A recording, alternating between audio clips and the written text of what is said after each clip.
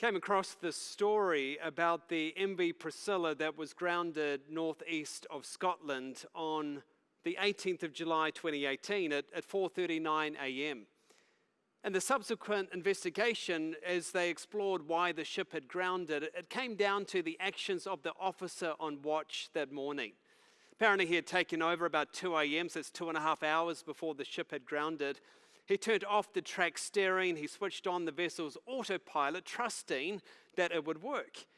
And then he began to just stream different music videos to his phone and likely dozed off for at least a couple of hours.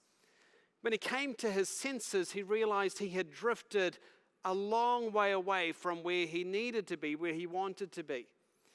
Now, at this point, you would think that he would have course corrected, gone back to where he needed to be, and then sailed back on. But of course, to do that, it would be acknowledging that he had done something wrong, he wasn't where he needed to be, and in fact, he had dozed off while he was meant to be watching. Instead, he chose to sail on. And he noticed that there was a couple of islands ahead of him, and he thought, well, perhaps I could just sail between these two islands. Now, of course, if he had just checked the navigational equipment available to him, he would have seen that there was a shallow reef and that this was a dangerous, nonsensical way to go. But again, he was trying to save face, and so he ignored the navigational tools available to him. The story gets worse. The officer was alerted not just once, but twice to the dangers ahead. In fact, one of those warnings highlighted that there were rocks ahead, but the man still chose to ignore the warnings because, well, to acknowledge them would be that he had to backtrack and he would have to acknowledge that he was actually sleeping on the job. All of that takes humility. As a result, the man continued down the wrong course, the ship was grounded, and has suffered extensive structural damage. You know, that story could just as easily describe the way you and I journey in our lives. We drift to places we never intended to go. And instead of owning up to our mistakes, we try to fix it on our own. And instead of heeding the warnings that are around us, we try to navigate through it and we ignore the navigational equipment that's available to us. And then we wonder how it was that we got grounded, how it was that our lives got damaged, how it was that we got somewhere that we never planned to be, that we never wanted to be in the first place. Today we're continuing our series from this letter we call Colossians. The Apostle Paul wrote it to the church in Colossae almost a couple of thousand years ago. Here's a picture of a couple around the time that Paul wrote. It's taken from a fresco, that's a mural painted on a plaster wall. This one's of a portrait of a married couple at the time. Now they're communicating quite a lot about themselves here in the picture. Notice that the guy is in a toga, highlighting that he has Roman citizenship. He's holding a scroll highlighting the fact that he's educated. His wife has her hair, I'm assuming, is well done.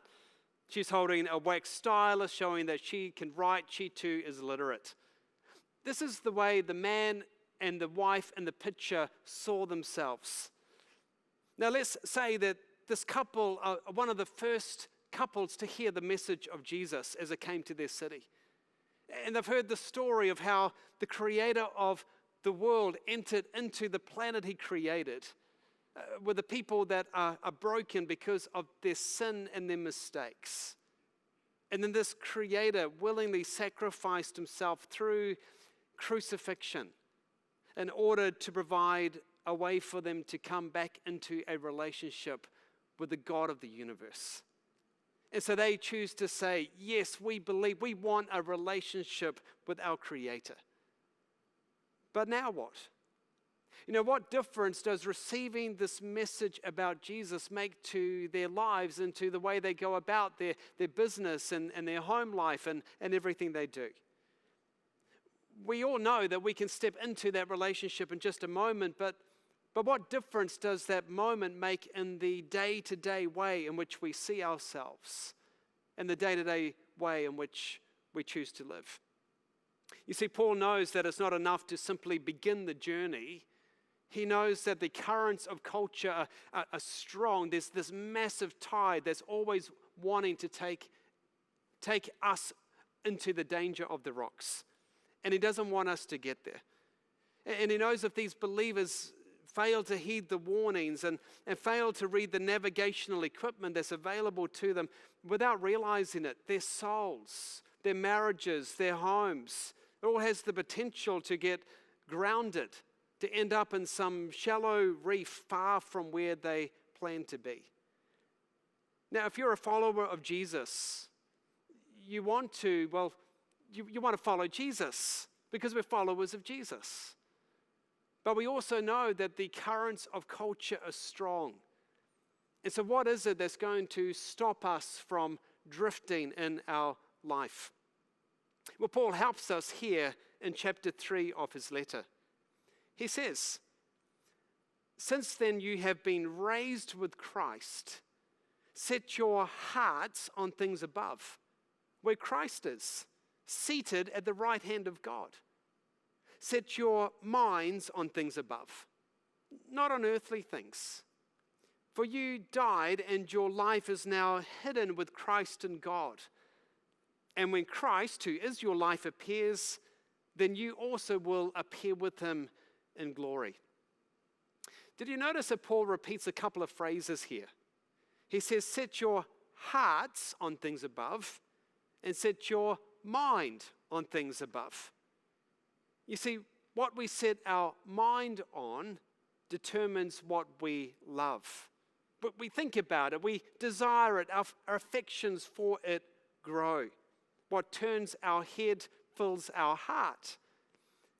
And what we love determines the direction of our lives. It's like the heart is a compass. It guides us, it navigates the journey, it leads us somewhere in life. What we love determines the direction of our lives. Now, this can be something good, it can also be something bad. But Paul shows us how this works out, first of all, negatively in our lives. And he does that by addressing two particular areas: sex and rage. Now, Paul could have chosen a range of categories to talk about, but he knows that there's particular areas that we tend to be prone to, we tend to struggle with. And even though these are uncomfortable discussions, even though they're going to be hard discussions for us, it's like Paul wants to give us a wake-up call today. So let's listen to the first conversation he raises about unhealthy sexual practices. He says, "Put to death, therefore, whatever belongs to your earthly nature." And then he lists 5 things which are highly sexualized: sexual immorality, impurity, lust, evil desires, and greed, which is idolatry. He says you used to walk in these ways in the life you once lived. You know, when I read the list, I look at, well, greed. How did greed make this list? But the word is actually longing. And while it could be a longing for stuff, here it's this longing for sexual appetite. It's this idea that everything, including, everyone around me, can exist to make me happy in some way. And so I can take and I can pursue what I want for my own happiness, for my own gain, for this greedy pursuit. That person or that experience is mine to consume. And you kind of read this and you go, what kind of world were the Colossians living in for this to be true? Well, one of the sources that helped me in the preparation for this message was from Jeff Mannion. And he directed me to the History Channel documentary called Sex in the Ancient World in Pompeii. You can find it on YouTube.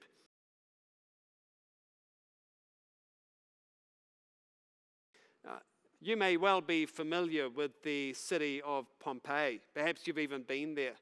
Mount Vesuvius was a volcano near the Bay of Naples in Italy and erupted in 79 AD. And it buried the entire city of Pompeii under this thick carpet of volcanic ash. And it buried everything at that time. And when archaeologists came back to discover it, they began to remove the ash and the lava, and they could see the city. It was like it had been frozen at that very point in time. Pompeii was mostly intact. And so as they dug down, they recognized the houses. It was, courtyard and the rooms. They kind of recognized that. They knew the layout of the market that they discovered. But then they came across a row of small rooms right off the main street. It was too small for a house, about 6 foot by 12 feet. And there was only one piece of furniture in each of these rooms. It was a bed.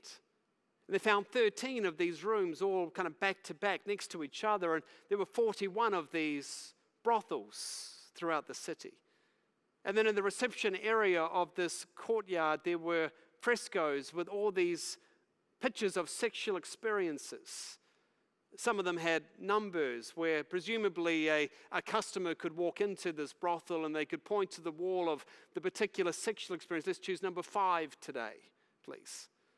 The documentary said that Pompeii wasn't unusual. It's almost when you watch the documentary, you just think, well, maybe this has to be like the sexual capital of Rome. But the editors, the producers of the documentary say this was the normal culture of Roman life. And that's what Paul says here. He says to these believers, you used to walk in these ways in the life that you once lived. This used to be you. These unhealthy sexual practices were part of your life and your behavior, but the new you, it needs to be different. And let's face it, 2,000 years later, it's not all that different in our city. We have the same sexualized culture. It's in our movies, it's in our conversations, it's in the imaginations and behaviors of our city. It impacts young, it impacts old alike, male and female. We all struggle in these areas. You see, Paul is not against sex. He knows God, the Creator, created sex. And sex is a good experience between a husband and a wife. But outside of marriage, the currents of passion and desire can cause us to drift to places we never planned to be and places that are very unhealthy. And we can end up grounded in some reef that we thought was going to be safe but can cause significant damage. So what causes the drift? Well, ultimately it comes back to these deep needs that we have. It's the need to be included, to be noticed, to be liked, to be loved, to be happy, to be desired. We can add to the list. And the problem is not the needs and the desires. The problem is how we get that desire met. What we turn to that we think is going to satisfy these core deep desires that we have. I think of the guy who's just turned the dial of his life to age 50. And he begins to look at where he is and what he's accomplished. And he notices what he doesn't have. And he desires something more. He's disappointed in the life that he has. Some might call it a midlife crisis. And then a colleague at work starts to take notice of him. And she's not his wife. But she makes him feel younger. She makes him feel freer. And then things start to develop in their relationship. He never set out for this to happen. In fact, he knows friends who have steered this particular course, and he knows the damage it's made to their families, but the focus of his mind and the focus of his heart is now on her. And he begins to explain and justify the attraction he has for her. Remember, the heart is a compass. And right now, his heart is leading her to a destination that is far from healthy. He's looking for love. He's looking for acceptance. He's looking for adventure, but it's taking him down a pathway that is going to lead to him being grounded. It wasn't that many years ago when he stood in front of a church and he made vows promising to love and be faithful to his wife for the rest of his days. And he never thought the story that he had heard from others would become his story. He never thought it would be him that would end up drifting to this particular place. But it happens. I think of the young adult addicted to pornography. It began as a form of sex education, but now she can't stop thinking about sex. She's like many other youth. In fact, one research study recently concluded that 53% of youth think about sex all the time. She simply wants to be happy. She wants to be desired. But she's looking for something in the wrong place.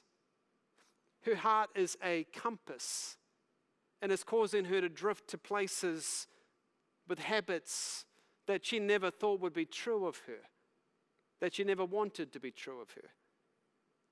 See, Paul here says in Colossians 3, this kind of behavior, it doesn't reflect the community of Jesus. It's part of the old you, and it has to stop.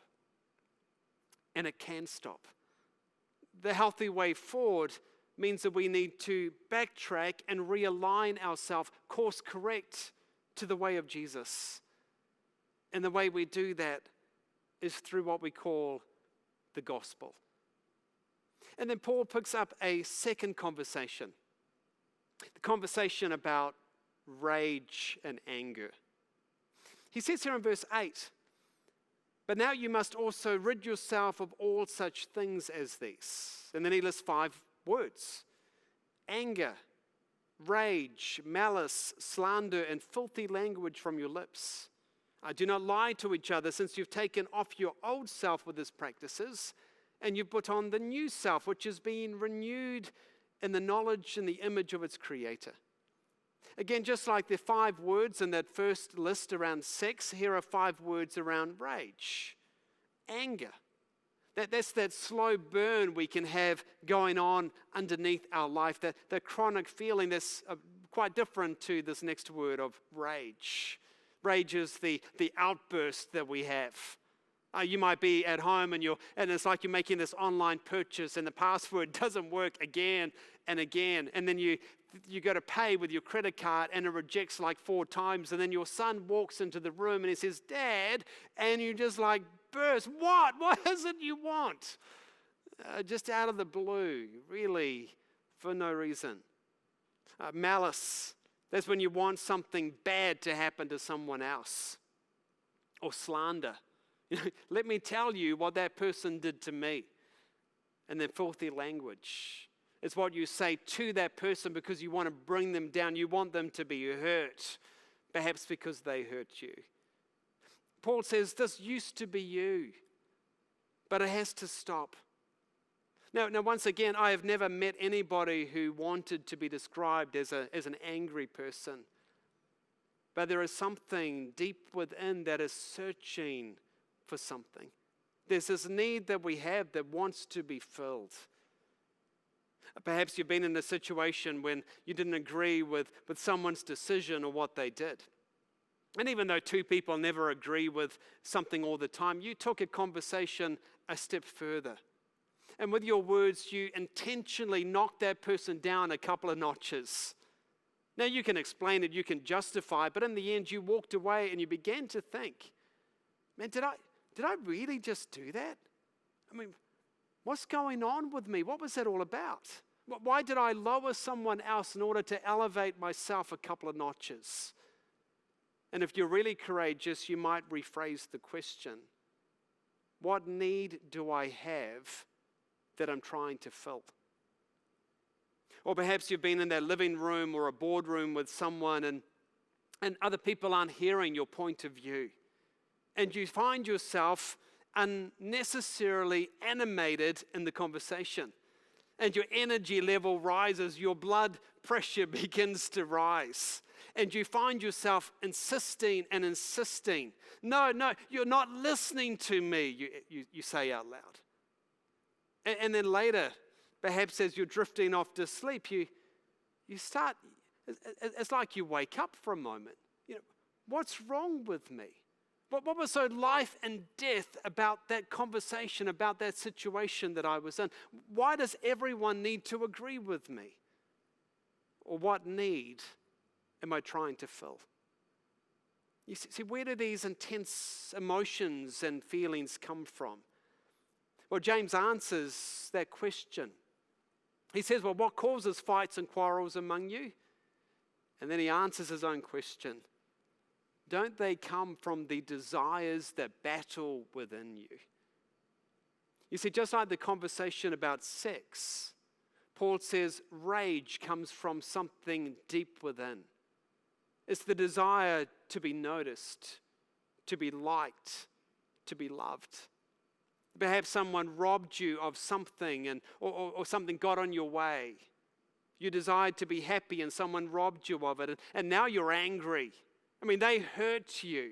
They interrupted your plans. Something's gone wrong. And we're the victim. Or at least we feel like we're the victim in the story. And so we rage because of all these feelings. That rage comes from this desire within. You see, our heart is a compass, and it will always determine the direction of our lives. Now, Paul mentions sex and rage, but again, he could have spoken about a whole range of other topics. Consumption, greed, workaholism, all of these things also come from these deep desires within. Because again, there are deep, strong currents causing us to drift away from where we intended to go. So how do we change? How do we stop the drift? Well, one thing that won't work is willpower. Willpower doesn't work. Have you tried willpower? Have you tried stop doing something that you actually want to do? You know, where you say, I'm not going to let myself be enslaved to anyone anymore. But it doesn't work, at least not for very long. What tends to happen is that our minds dwell more on what it is that we're trying to stop, and we want it more, and then we eventually give in. See, Paul's showing us this. He said, what we set our minds on determines what we love, and what we love determines the direction of our lives. See, willpower by itself doesn't produce change. We just end up wanting more of it. Well, maybe we try to swap the desire. It's like the woman who had gone from guy to guy to guy, from being used and spat out. And she's hungry to belong. She just wants to be somebody. She wants to be noticed. And someone might say to her, hey, you're better than this. Forget about him. Go and get a career. Become somebody that people will admire and look up to. Then you're going to feel better about yourself. But if she just goes from these relationships to the career pathway, all she's done is change one set of problems for another set of problems. To use Paul's language here in the chapter, she's changed one idol for another idol. Because she's just trying to find her identity in something that isn't healthy. So what can we do? I came across these words from Thomas Chalmers, the late Scottish Presbyterian minister. They're quite weighty words, but stay with me. Try to unpack these as we read them together. He says, there is not one personal transformation in which the heart is left without an object of ultimate beauty and joy. In other words, the heart needs something to love. It always needs something to love. He goes on, its desire for one particular object may be conquered, but its desire to have some object is unconquerable. The only way to dispossess the heart of an old affection is by the expulsive power of a new one. See, what he's saying is we need to set our affections, we need to focus our attention on something or someone else. He says the only way we can move from something unhealthy is to give our heart to something healthy. We need to focus on something good and right. So what is it that has the power to capture the imagination of the mind and the affections of the heart? What has the power to provide for these deep longings that we have within? That longing for inclusion, the longing to belong, the desire to be included, the desire to be liked, the desire to be loved, the desire to be happy, to be desired. There is only one thing. It's called the gospel of Jesus Christ. That's why Paul says right here in verses 1 and 2, don't set your mind or your hearts on earthly things. Instead, set your hearts on things above. Because the only way you can move your heart and your mind from these other things is by allowing your heart and mind to be so captured by something new, something better, something that really grabs your affections, that can satisfy the desire of your heart. Look again here at verses 3 and 4. Paul says, "For you died, and your life is now hidden with Christ in God. When Christ, who is your life, appears, then you also will appear with him in glory." He says, you died to your old self. Your life is no longer about you. Instead, you rose to be a new person. And your identity now is wrapped up in Jesus. Your identity is now based on who Jesus says that you really are. And when you know this story and when you live into this new story, you can begin to be free from these other desires. It puts everything into this whole new perspective. You see, this is the gospel. And it's what we need to remind ourselves of every single day. You see, you might say, man, have you seen me? I mean, nobody could accept me just the way I am. But listen to what the gospel says.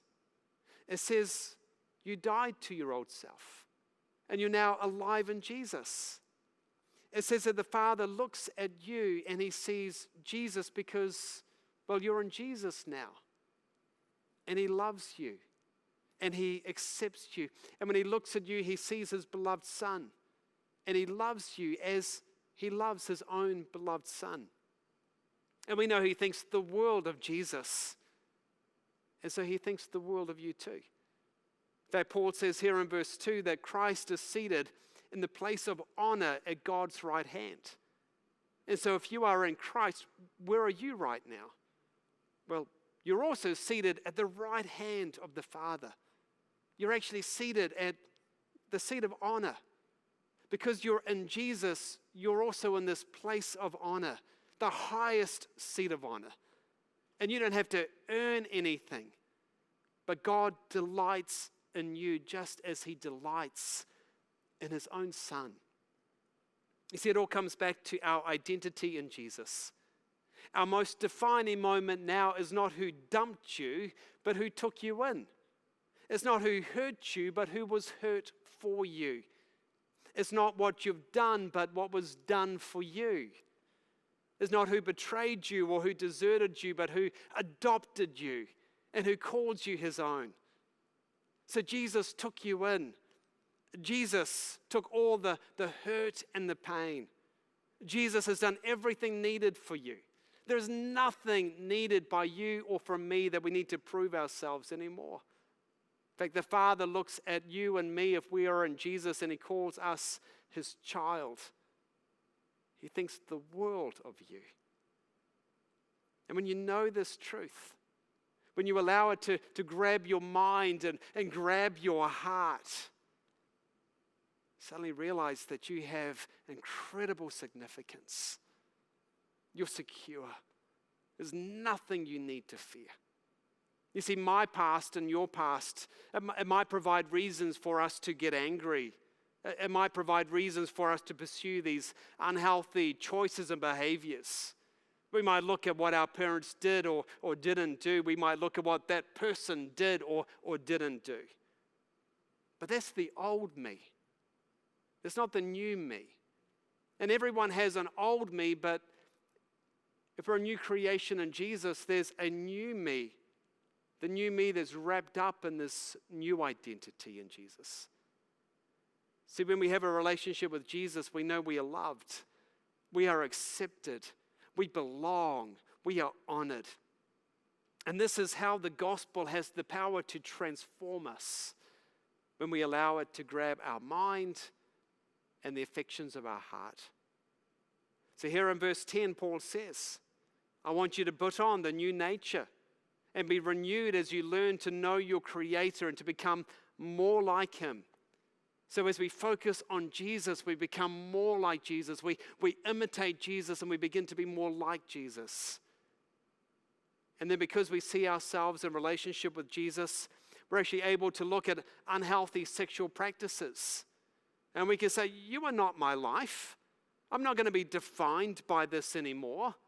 My need to belong, my need to be loved, my need for acceptance and adventure is now met in Jesus Christ. Or when we consider that event that hasn't gone the way we wanted it to go, or that person who took advantage of us or hurt us in some way, we're able to say, you're not my life anymore. I will not be defined by you. My need for revenge is now satisfied in Jesus. And that disappointment that I feel, it actually enables me to draw closer to Jesus, who also faced disappointment and suffering. Next week, we're going to be looking at the positive virtues that Paul encourages. But even stepping into positive virtues doesn't come from sheer willpower. It still comes out of the gospel, from this union, this relationship that we have with Jesus. Because the reason we can stay on course is because Christ is in us and we are in Him. Now, if we're honest, some of us have sailed dangerously close to the rocks. We've drifted to places we never planned to go, we never intended to be at. And maybe today, that's you. And you want to course correct. Perhaps you fell asleep on the watch on your journey, and during, like the officer on that boat, the ship of your life has drifted to a place you really don't want to be. And it's time to own up. It's time to look at our captain, Jesus. And it's time to see what He says about our life and to allow Him to direct us back to where we need to be, where we actually genuinely want to be. See, if we just try to keep it a secret, nothing's going to change in our life. And if we try to just go it alone, we're probably not going to make it. But it's going to be a challenge to do this. It's going to be that you're going to have to muster a whole lot of courage to talk to someone about it. Just letting someone know about it, you probably need to ask them to encourage you to take the steps you need to take. And remember, encouragement is about asking somebody to infuse you with the courage that you need. You see, there's a lot at stake in this conversation. But it's the best way. It's the right way forward for you at this moment. Today is the time to get help. To talk to a trusted friend, to talk to one of our pastors, somebody available right here online for you to pray with. For some of us, we need to stop the drift by putting in place practices that keep our mind focused on Jesus, to keep our hearts focused on Jesus. We can do that by making services like this one a priority, and we ensure it's always on our schedule, and it helps stopping us from drifting. So we join groups with other people. We surround ourselves with Christian friends.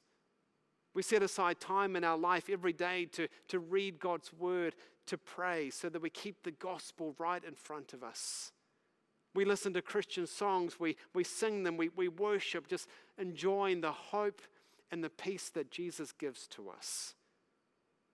See, the beautiful thing about God's grace is that wherever we are and whatever we've done, God still accepts us. We are accepted, we are loved, and we belong. And our deepest needs are utterly fulfilled in Jesus. See, when we put Jesus at the center, all the words illuminated on this cross, they're not just words for you to know. They're words for you to experience. Peace, forgiveness, chosen, loved, accepted. We belong in Jesus. And so Jesus, there's a whole lot of things that can be going on in our lives day to day. So easy for us to drift from where we need to be, from where we actually want to be. Thank you that in the cross, we find everything that we need. Thank you that as we step into relationship with you, we find everything that our heart could possibly desire. It's amazing what you provide for us. So we receive this good news from you. And we ask that your Spirit would help us see ourselves in our identity, our new identity in you, Jesus. Thank